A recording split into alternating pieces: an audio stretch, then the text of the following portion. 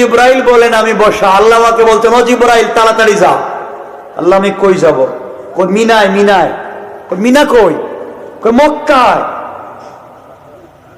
আল্লাহ আমি এখন সিদরাতুল মুনতাহায়।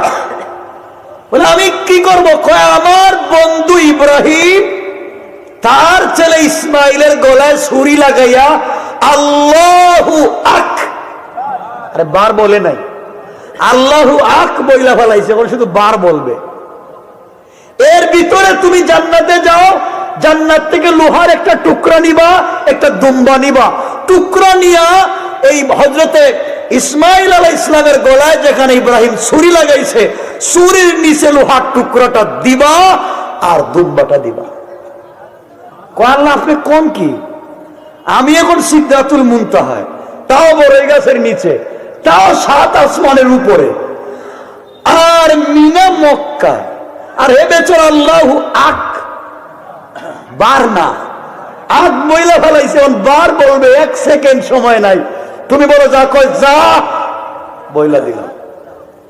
জিব্রাইলের শক্তি বুঝাচ্ছে। জিব্রাইল বলেন আল্লাহ কথা বলবার পরে আমি আমার 600 নূরের ডানা টান দিলাম, এক টানে আমি জান্নাতুল ফিরদাউসে ঢুকে গেলাম।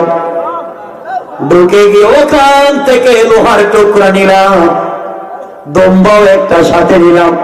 আমি টান দিয়া মদিনায় গিয়ে দেখি ইব্রাহিম একবার বইলা রায় এখনো বলে নাই পুষ টান দিবে, এর ভিতরে আমি তার চুরির নিচে লোহাটা বসাইয়া দিলাম।